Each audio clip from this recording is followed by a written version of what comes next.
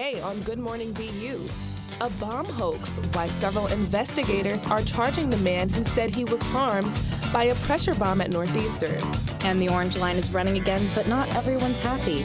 Sydney Top brings us some of the biggest frustrations for our commuters. And Mass pushes back over Martha's Vineyard. Stephanie Joseph sat down with BU law professor to talk lawsuit and legal strategy. In sports, the BU field hockey team is looking for a new home. Addison Cummings caught up with players to talk about their daily journey to the practice field. Live from Studio West in the College of Communication, Good Morning BU starts right now. Welcome to Good Morning BU. I'm Kiara Smith. And I'm Alex Dowd. Here are today's top stories. Northeastern University is seeing more turmoil this week after federal investigators revealed that the explosion weeks ago was actually a hoax. District Attorney Rachel Rollins told reporters Tuesday that 45-year-old Jason Duhame is being charged with conveying false statements related to an explosive device after reportedly lying to investigators about the device going off and injuring his hand, despite no evidence proving so. Duhame, the university's former director of the Immersive Media Lab, also allegedly authored the threatening letter found within a case investigators then believed was the explosive device. FBI Special Agent John Bolavanta said Duhame was attempting to grab headlines. We believe Mr. Duhame wanted to be the victim, but instead victimized his entire community by instilling fear at college campuses in Massachusetts and beyond. The incident at Northeastern was the first of two in the Boston area where threats were made on a college campus. Just a week later, a suspicious package was found on BU's campus at 1 Silver Way, and that's the administrative building right next to Questrom. BU PD also reported 2 allegations of spiked drinks off campus in late September. These events, combined with the usual dangers of living in a major metropolis, put security as a top concern for most families. I wanted to get a sense of how safe some of our students felt returning to campus this year, so I took to the streets to find out. I was nervous, especially as an international student, but I think I have settled in pretty well right now. I think nowadays I feel pretty safe, but I know my first day here, my friend got chased down the street by a guy, so I was really scared my first year about being attacked. Yeah, I feel pretty safe here. I mean, BU PD has a pretty good presence here, and the BU alert system works, so I don't really I feel up to date with everything going on. Also, safety on campus was also a big concern. One of my friends did get roofied, but I am personally very careful. I think it's very interesting that for a single assault report, you get one assault, you get a BU alert about it, but you don't get any BU alerts about roofies. So I think that's a very interesting, maybe hypocritical, maybe do roofies not matter? I feel like I have that privilege as a dude, that it's not something I have to worry. And even though I know it affects dudes as well, when I go to parties, I don't feel threatened. I haven't had any unsafe experiences outside, but I know this morning there was just a random package delivered at my workplace, and I didn't know who it was addressed to, so even then I was a little bit suspicious of it with the recent suspicious packages. I feel like that's not just BU. I feel like that's life in general. It's kind of looking like a hoax to me, It's I'm not too convinced. I don't, it doesn't get talked about much. It looks like if it is something serious, then maybe there's a cover-up, but other than that, it kind of looks like, everything looks fine so far. It's better be safe than sorry. Yeah, I just try not to think about it too much because there's always stuff going on all over the world, and I feel like it would really infringe on my enjoyment, and then they win. That's how they get to you guys. Florida and Puerto Rico are struggling a week after Hurricane Ian and Fiona carved a path of destruction through the Gulf. President Biden made a Monday trip to see the destruction in Puerto Rico after Hurricane Fiona, assuring citizens that Puerto Rico will be back on their feet before the next disaster strikes. The president announced a funding of more than $60 million to help with a creation of flood warning system. Biden also put aside a tense relationship with Governor Ron DeSantis as he visited Florida to survey damage on Wednesday. Biden asserted that political rivalry will not be present as the government will be working with Florida's governor and local officials as one team. Nationally, Thailand is still in shock this morning from what is believed to be the country's largest massacre of its kind. 34-year-old Panya Kamrab used both a knife and a firearm during his rampage of a nursery in Uthai Sawan, Thailand, leaving at least 24 children and 12 adults dead. Kamrab's 2-year-old son was enrolled in the care center he attacked, yet was not present during his attack. Kamrab killed himself, his son, and his wife when he returned home from his rampage. A 2-year-old girl, and an 8-month pregnant teacher are also among those dead. A former policeman himself, Kamrab was suspended in early 2022 for accounts of possession of methamphetamine. Thailand has the second highest rate of gun homicide in Southeast Asia, yet the Uthai Sawan Naklong district has relatively low incidence of violence. Still, illegal weapon possession remains common in countries across Southeast Asia. And coming up next on Good Morning BU, the Orange Line is open, but commuters are still seeing some delays. Sydney Topf is on the platform to chat with commuters about all their complaints. You think getting dumped by text is harsh? Try getting dumped by a tennis ball. My ex-owner drove me out to the woods, yelled fetch, and by the time I brought the ball back, he was gone. Yeah, I was pissed. But the folks at the shelter helped me let go of my anger. I learned coping skills, like taking it to the hole. Boom! Now I'm ready to fetch again. But how about I throw and you run and get it? Did you know kids who play outdoors have healthier lungs? Totally. Did you know that boys that play with dolls make better husbands? My son has lots of dolls. But did you know terry cloth diapers breathe better? I did. Mm-hmm. It's totally true. Oh, yeah. Did you guys know statistically friendly kids have more friends? Yeah. That's obvious. Did you know most people think they're using the right car seat for their kid, but they're not? Parents who really know it all know for sure that their child is in the right seat. Visit safercar.gov/the right seat to make sure your child is protected. The earthquakes you see in movies are one thing, but real life is a completely different animal. Just because you can't predict an earthquake doesn't mean that you can't prepare for one. In the event of a real earthquake, you should drop, cover, and hold on. Visit ready.gov/earthquake and practice what to do to keep you and your family safe in the event of a real earthquake. And you'll be seen as a hero by your family and your loved ones. Visit ready.gov/earthquake today. How can I help my daughter with her reading? Searching for help with Dachshund breeding. No. Let me try. Sarah's bright, but when she's reading, she has trouble sounding out words. Welcome back. President Robert Brown is retiring, his office announced 3 weeks ago, kicking off a long process to find his successor. As the school search committee embarks on their mission, the BU community is making their voices heard.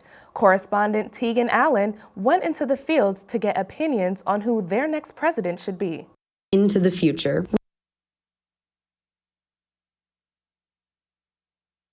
On September 7th, President Brown sent a letter to the BU community announcing his intent to step down from his post as president at the end of the academic year. So what's next? Who's going to continue to lead BU into the future? We asked students what they hope to see from our next president. Somebody who's spent a career in academia and is willing to really put the students first and have the students in mind when making those big decisions. I think a president that places emphasis on the safety and well-being of the students, as well as transparency and inclusion. Maybe someone of a minority group, because then they could better identify with some of the students at the school who don't really have as much of a voice. We talked to Monique Kelly, an associate professor at BU, to ask what she thinks about current and future leadership. I had the privilege of meeting President Brown recently, and he's just someone who is warm and caring, and you can tell genuinely has a love for students and for serving. We would want to make sure that our president really embodies what BU is all about. It is in the hands of the BU-appointed search committee, chaired by BU trustee Tony Leatherberry, to meet these expectations and find our next leader. The letter sent to the BU community expressed that the chair will consult with faculty, students, staff, and alumni. We will keep you updated on how to ensure the search committee hears your thoughts and opinions when it comes to our new leadership. Thanks, Tegan. President Biden is pardoning thousands of federal marijuana possession charges, he announced yesterday. Biden, fulfilling a promise made in his 2020 campaign, cited massive disparities among Black and brown communities as one of the major reasons for the legislation. Biden said he was also instructing the Justice Department to review the classification of marijuana on its controlled substances list, urging all governors to do the same.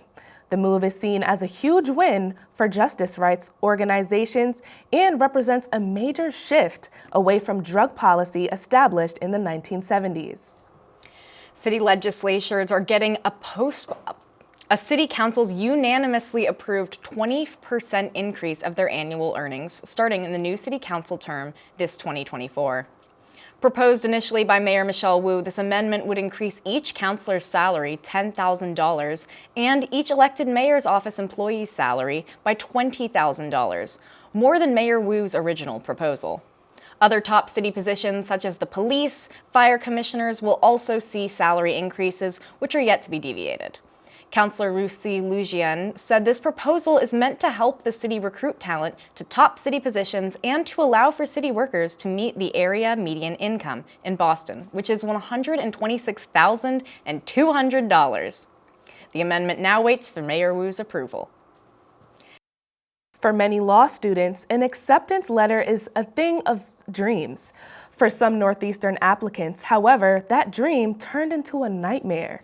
The university announced in a statement, Northeastern explained that a technical error resulted in 200 current applicants and 4,000 people that applied a year ago receiving acceptance letters to the school.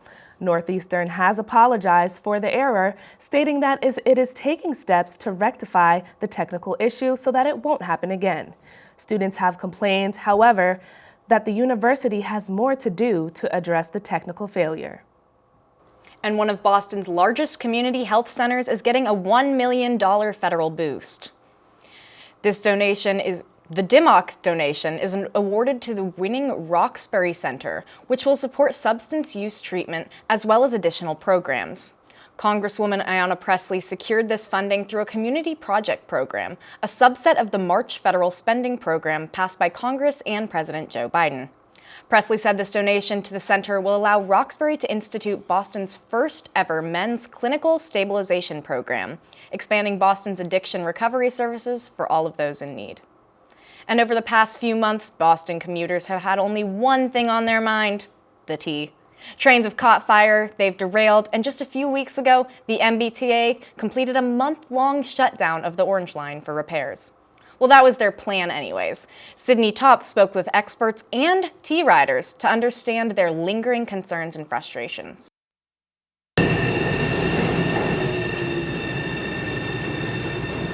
After a 30-day closure, the Orange Line is running again. On August 17th, Governor Charlie Baker announced the line would be closing for 1 month to refurbish an aging system.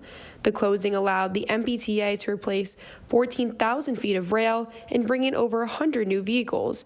But it also left commuters like Samantha Fulb, a student at Emerson College, stranded. I was at least 15 to 30 minutes late for my first couple weeks of classes, which has still affected me. I'm still behind because of, every day being late.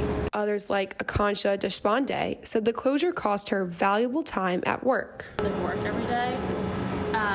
I work more than the usual person, so I still get paid 40 hours a week, but it was less than I've been making before. The MBTA said the 30-day long suspension was a necessary evil to address an aging infrastructure. BU Professor of City Planning and Urban Affairs, Terry Reagan, said that while the shutdown may have hurt residents, it was ultimately the right decision. So I think in the long run, them closing it for a month and doing all this work and inconveniencing everybody for 1 month was a lot better than limping along and providing deteriorated service over a longer period of time. The line is running again, but many riders are still not impressed with the orange line. Commuters have challenged the MBTA on social media for the slow zones put in place along sections of the line. MBT General Manager Stephen Povtak said the zones would be in place only for a week to allow track to settle, but commuters argue it has dragged on far longer. Riders like Deshpande say either way, they do not feel there has been much of a change. I think when they first closed it, I was glad that they were going to do something about it. But now that it's opened again, it's worse than it was before. So it kind of feels like the month of me not getting to work on time wasn't really worth it. The MBTA has no plans to suspend the orange line and has not announced future MBTA projects. For Good Morning BU, I'm Sydney Toff, live from Babcock Street Station. Thanks so much, Sydney. Coming up next, we've been following the story of unsuspecting migrants lured to Martha's Vineyard. Stephanie Joseph, our interview correspondent, talked to a BU law professor about possible lawsuits and potential legal effects. Couldn't dream. Sydney, that I would never become a superhero.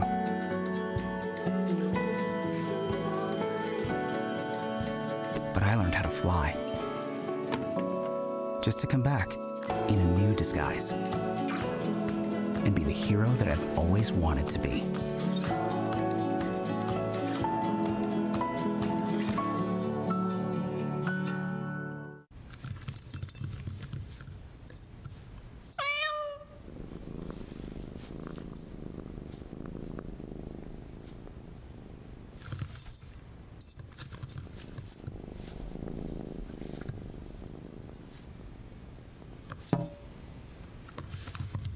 There's a shelter pet who wants to meet you. Meet one today. Visit theshelterpetproject.org. Adopt. Hey, you. Yeah, you. Getting that college education. What are you gonna do? Graduate and take some office job? Be like everybody else? Or will you dare do something different? Like, be a teacher. You could be my teacher. You got the skills. The smarts? Yes, you. You could be the teacher I never forget. That'd be cool. Does that corporate job even have recess? What are you gonna make of yourself? What are you gonna make of me?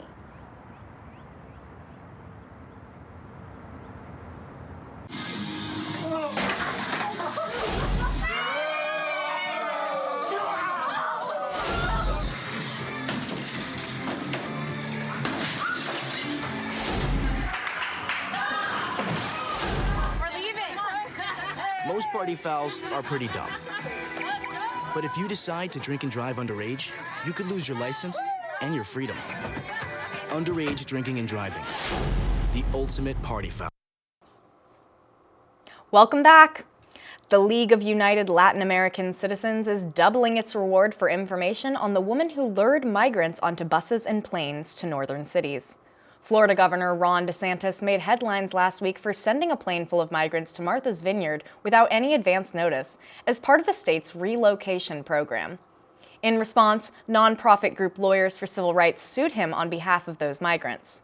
Their civil suit alleges that DeSantis, along with other defendants, deprived migrants of their basic rights. Thank you so much, Professor Akram, for joining us today. So let's get right into that class action suit that was filed last week. What should people understand about a civil suit like this, and what consequences, if any, could it lead to for Governor Ron DeSantis? It's a class action, which means the lawsuit represents all similarly situated migrants around the country.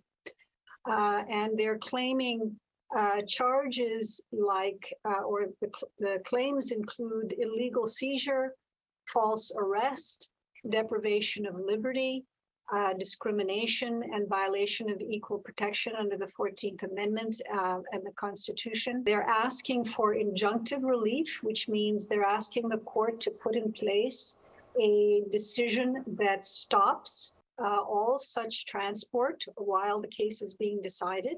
To turn back to DeSantis for a second, no criminal charges have been filed against him, but state leaders, like even here in Massachusetts, even sent a letter to Secretary Pete Buttigieg just on Wednesday asking for some sort of investigation to be launched. So what is the likelihood that DeSantis could face a federal investigation? Well, that's very interesting because, in fact, Bexar County, Texas Sheriff has already announced a criminal investigation into the movement of the migrants from San Antonio, which is in his county. He hasn't filed any charges yet, but Texas jurisdiction extends to offenses that result from an act or a conspiracy to commit an unlawful act that occurs in Texas, even if the conduct or the consequences are carried out in another state. Right now, in terms of those states that are busing and in Florida's case, flying migrants, why has that been able to happen for as long as it has? And what legally would it take to suspend that? It really is a political ploy on behalf of particular, I guess I would say, Trumpite Republicans who are trying to make a point that undocumented or the rise of border crossing is an automatic consequence of liberal policies, as they call them. So I think if lawsuits like the one in Massachusetts, if they stick and there is declaratory relief, injunctive relief, that puts a halt to the ability to do this kind of transportation, I think that's going to be a big step in the right direction. Well, thank you so much, Professor Akram. I really appreciated you giving us some more insight on this. Thank you so much for having me. Thanks, Steph and Dr. Akram. Now to Bobby with sports. Thanks, Kiara. This week saw one BU sports team continue to rise in the national rankings while another got an upset against a top-ranked rival.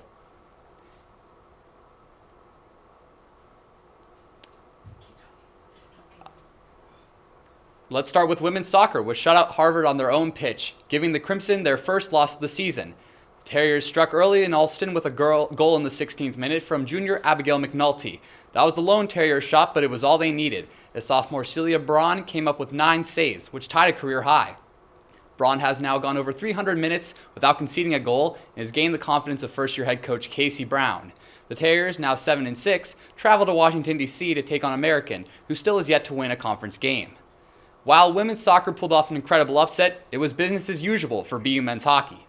In their first official game under new head coach Jay Pandolfo, the Terriers shined in front of a raucous home crowd, putting up 8 goals against crosstown rival Bentley. It was a night of firsts for the team, as not only was it Pandolfo's first win as head coach, but multiple freshmen grabbed their first collegiate goals. Pandolfo had this to say after a freshman-led victory. Team this year, and it looked like the guys were playing with confidence, and I can't say enough how the freshmen showed up tonight. They've been like that since day one when practice started, so it's fun to see. Now number 9 in the country, BU stays at home this weekend for an exhibition against Waterloo on Saturday night at Agganis Arena. While Agganis Arena has been BU's hockey home for nearly 20 years, another BU team has found a new meaning of home. GMBU correspondent Addison Cummings followed the BU women's field hockey team and got a glimpse of their season's unique conditions. Here's what she found. When it comes to some pre-practice routines, the BU women's field hockey team does not disappoint.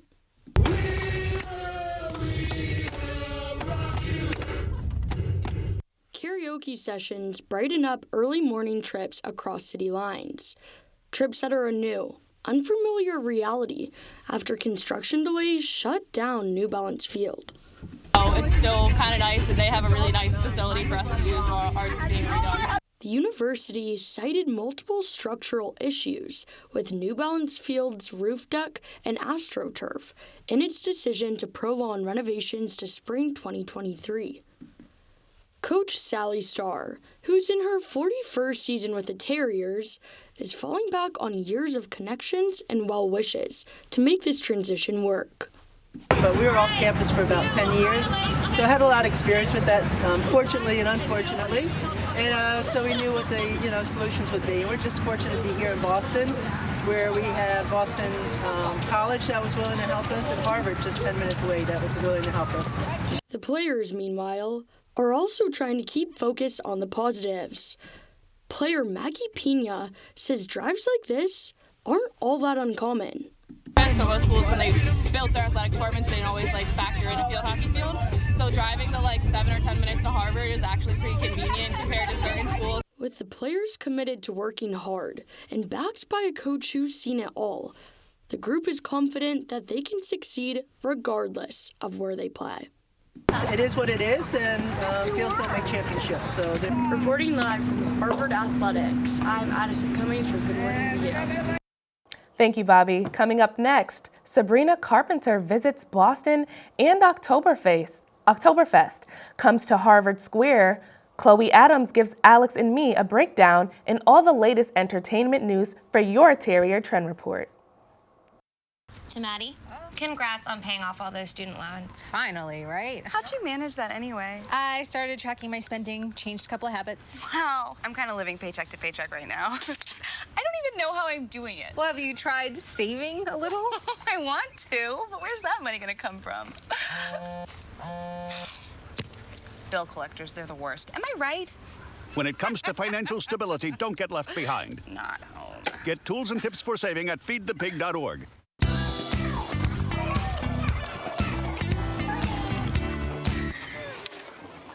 Looks like it's done.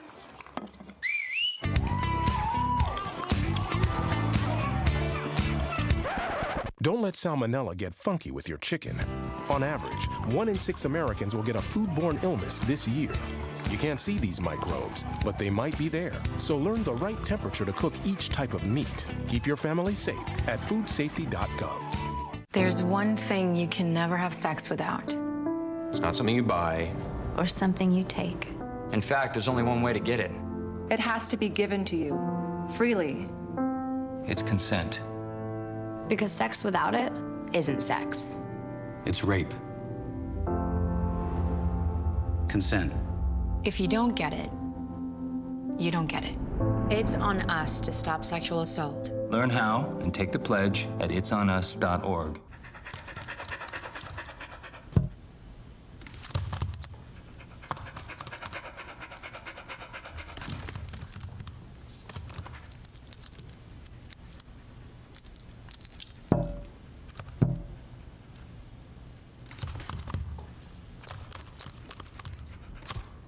There's a shelter pet who wants to meet you.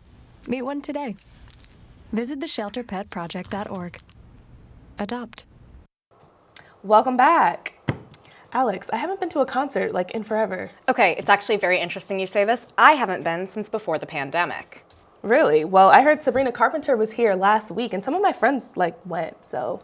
Well, if you have any idea, okay, my family is coming in town. I know that several other Boston University families are coming in town later this month.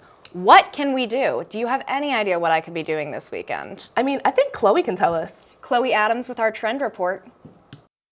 Thanks, you guys. Sabrina Carpenter is actually halfway through her Emails I Can't Send tour. And this past Monday, she stopped off Boston's Big Night Live Music Hall for her latest concert. Fans were able to hear her perform some of her newest songs like Vicious, as well as some older favorites such as Sue Me. BU senior Adriana Cardenas Valles was at the concert and said the concert was an unforgettable experience. I went to Sabrina Carpenter's concert on Monday, and it was genuinely one of the best experiences I've had in Boston. I was lucky enough to also go to the concert with some friends who also love Sabrina Carpenter's music, and I mean, that made the experience a whole lot better. I mean, we laughed, we cried, we sang until our throats started hurting. I mean, it was genuinely a fun night. Tonight, she is headed off to sing at Washington, D.C.'s Lincoln Theater. Today is the first Friday of the month, so that means SOWA will be holding their monthly First Friday event from 5 p.m. to 9 p.m. in South Boston. The name SOWA was coined by the term south of Boston, since the area is located south of Washington Street. SOWA is best known for its art galleries and designs, as well as being a place to allow newer artists to express their work. Tonight, you can expect there to be everything from art exhibits to fine dining eateries. With accessible parking available, you can even bring your friends along to this free event. For those looking for some fun this weekend, the 43rd annual Oktoberfest is scheduled to be held this Sunday at Harvard Square, where people can enjoy tasting international foods, listen to live music, buy some arts and crafts from vendors, and more. The event will even feature the Honk Parade, with bands coming from across the globe. If the weather calls for it, A rain date has also been put in place for Sunday, October 16th. With no entry fee, more than 100,000 people are expected to attend the event. That's all from me. I'll throw it back over to you. Chloe, thank you for that report. That'll do it for us today at Good Morning VU. Tune in next week as we look behind the scenes of the stage troupe performance of Matilda. And we're also looking into the unionization of graduate students on BU's campus. Our interview correspondents are sitting down with organizers to talk motives and strategy. On behalf of all of us at BU TV 10, thank you so much for watching. I'm Alex Dowd. And I'm Kiara Smith. Stay safe and have a great weekend. The music played and I panicked. Yeah.